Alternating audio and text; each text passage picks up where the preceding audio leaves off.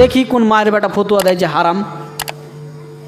দেখি পৃথিবীর সব ওলামাকে আমি চ্যালেঞ্জ করলাম, আপনার ছেলেকে একজন আলেম পড়াচ্ছে, আপনি চুরি করে এনে দিবেন কি মদ বিক্রি করে এনে দিবেন কি ছিনতাই করে এনে দিবেন, আপনার ব্যাপার, আপনি হিসাব দিবেন আল্লাহকে।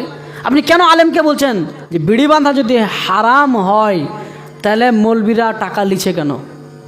আপনার বাড়িতে আমি কাজ করতে এসেছি, আমি একজন লেবার, আমি জানি না যে আপনি মদ বিক্রি করেন, আমি জানি না আপনি মদ বিক্রি করেন, আপনার বাড়িতে কাজ করেছি আমি সারাদিন, এবার মদ বিক্রি করার টাকা আপনি আমাকে দিবেন, আমার জন্য টাকাটা হালাল না হারাম? দেখি কোন মায়ের বেটা ফতুয়া দেয় যে হারাম। দেখি পৃথিবীর সব ওলামাকে আমি চ্যালেঞ্জ করলাম যে একজন মদ বিক্রেতা, সে আমি জানি না সে মদ বিক্রি করে, কিন্তু মানুষ বলে সে মদ বিক্রি করে, আমি তার বাড়িতে লেবারি খাটতে এসেছি, আমাকে সন্ধ্যাবেলাতে আমাকে আমার লেবারি টাকা 500 টাকা দিল, দেখি আমার টাকাটা কি করে হারাম বলে?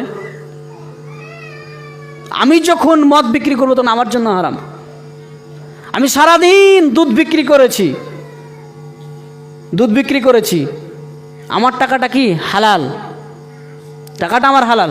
যে আমি সন্ধ্যাবেলাতে মদের দোকানে গিয়ে মদ খেয়ে নিলাম, টাকাটা আমি কোন পথে দিলাম? হালাল পথে দিলাম? হারাম, ওটা হারাম, হারাম পথে দিলেন, হালাল টাকা হারাম পথে দিলেন। আর একজন মানুষ সারাদিন মদ বিক্রি করে সন্ধ্যাবেলাতে দুধওয়ালার কাছে গিয়ে 2 লিটার দুধ কিনে এনে তার সন্তানদেরকে খাওয়াচ্ছে, বলেন ওই দুধ বিক্রেতা আপনাকে যে দুধ বিক্রি করেছে তার জন্য আপনার টাকাটা হালাল না হারাম? হালাল না হারাম? হালাল না, হালাল নাই? অবশ্যই হালাল, দুধ বিক্রি করে, যদি মদ বিক্রি করেনি। অতএব আপনাকে কথা বলার আগে ভাবতে হবে যে আমি কথাটা কি বলছি। আপনি মাদ্রাসায় পারলে হালাল টাকা দান করবেন, আর নয় আপনি কোরআন হাদিসের বিরোধিতা করবেন না। আপনি বলবেন আমরা ভুল করছি, আমার যেটা খাঁটি টাকা আমি সেটা মাদ্রাসায় দান করব, মসজিদে দান করব। আপনি বলবেন না। আপনার ছেলেকে একজন আলেম পড়াচ্ছে, আপনি চুরি করে এনে দিবেন কি মদ বিক্রি করে এনে দিবেন কি ছিনতাই করে এনে দিবেন, আপনার ব্যাপার, আপনি হিসাব দিবেন আল্লাহকে। আপনি কেন আলেমকে বলছেন আপনার ছেলেকে যে কোরআন পড়াচ্ছে উতার আপনার বেটাকে গান শেখায় না? গান শেখানোর জন্য হারাম হতো। আলেম বলছে যে তুমি দান করো, ভাগ্য ভালো যে আলেম তোমার কাছে এসে তোমাকে জাহান্নাম থেকে বাঁচানোর চেষ্টা করেছে। উচিত ছিল মুসলিম উম্মার যে মাদ্রাসায় গিয়ে মসজিদে গিয়ে টাকা দান করা, মসজিদ এবং মাদ্রাসাকে বাঁচানোর জন্য। দান তো করবেই না, বরঞ্চ কত পাই তারা।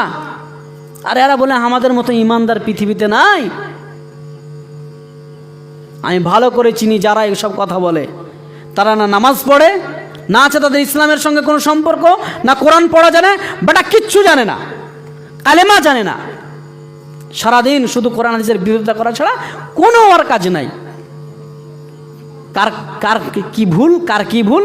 আল্লাহ রাসূল সাল্লাল্লাহু আলাইহি ওয়াসাল্লাম বলছেন যে মানুষের মধ্য থেকে সব থেকে নিকৃষ্ট ব্যক্তি ওই যে ব্যক্তি অন্যের দোষ উদ্ঘাটন করে বেড়ায়। নিজের বেটি পালিয়ে যেছে, নিজের বেটা নামাজ পড়ে না, নিজের বাড়িতে সুদ ঘুষ অপরাধের শেষ নাই, আরও ধরছে মৌলবীর খালি সব দূরবীন মানুষের দিকে। মানুষের কি ভুল করছে দেখি, মানুষের কি ভুল করছে দেখি। অতএব আপনি কোরআন হাদিস বুঝার চেষ্টা করেন। আমি যে মেসেজটা আপনাকে দিচ্ছি সেটা হচ্ছে যে আপনি কোরআনটা একবার পড়েন, বিসমিল্লাহ থেকে নিয়ে মিনাল জিন্নাতি ওয়ান নাস পর্যন্ত আল্লাহ কি বলেছে একবার ভেবে পড়ে দেখেন, তাহলে আপনি বুঝতে পারবেন যে না কার ভুল, আমার ভুল না কোন মৌলবি ভুল করছে। কোনো মৌলবি যদি লেয় তাহলে সে মৌলবি হিসাব দিবে, আমার কি, আমি দায়ী নাকি? আমি আমার পরকাল নিয়ে আমি চিন্তায় আছি, আমি কোনো ব্যক্তির পরকাল নিয়ে চিন্তা নয়। আমি ভালোবাসি আপনাদেরকে, তাই আপনাদের পরকাল নিয়ে আপনাদেরকে ভাবছি যে জাহান্নামে গেলে অবস্থা কী হবে, তাই দাওয়াত দিতে এসেছি। আল্লাহ বলছেন কু আনফুসাকুম ওয়া আহলিকুম নারা, নিজে বাঁচো, আমি আছি আমার পরকাল নিয়ে, আপনাদেরকে ভালোবাসি তাই আপনাদেরকে পরকালের জাহান্নামের আযাব থেকে বাঁচাতে চাইছি, অন্য কোনো উদ্দেশ্য নাই। এখানে বলে যে আমাকে 2 লাখ টাকা পেয়ে যাবো তা নয়, আমি আল্লাহর সন্তুষ্টির জন্য আপনাদের কাছে এসেছি। প্রিয় মা, প্রিয় বোন, আপনাকে বাঁচানোর জন্য। আপনি আমার বিরোধিতা করার আগে আপনি একবার ভেবে দেখেন যে আমরা যে কাজ করছি এটা আল্লাহ খুশি হচ্ছেন না আল্লাহ আমাদের উপর রাগ করছেন? আল্লাহ এতে সন্তুষ্ট না আল্লাহ সন্তুষ্ট নয়? এতে আমরা পরকালে মুক্তি পাবো তো? ভাবেন। আল্লাহ তাআলা আমাদেরকে, আমি এখানে আমার বক্তব্য শেষ করলাম। আল্লাহ তাআলা আমাদেরকে সকলকে কোরআন এবং সহিহ সুন্নাহ মোতাবেক মেনে চলার, কোরআন এবং সহিসুন্নাহ মোতাবেক মুসলমান হওয়ার, আল্লাহ যেমন মুসলমান চেয়েছেন সেরকম মুসলমান হওয়ার তৌফিক দান করেন, এবং প্রকৃতপক্ষে ইমানদার না হয়ে আল্লাহ তাআলা আমাদেরকে মৃত্যুবরণ নিও না। আমরা এই দোয়া রেখে আজকের বক্তব্য এখানে শেষ করলাম। সুবহানাকা আল্লাহুম্মা রাব্বানা ওয়া বিহামদিক আশহাদু আল্লা ইলাহা ইল্লা আনতা আস্তাগফিরুকা ওয়া আতুবু ইলাইক। আসসালামু আলাইকুম ওয়া রাহমাতুল্লাহি ওয়া বারাকাতুহু।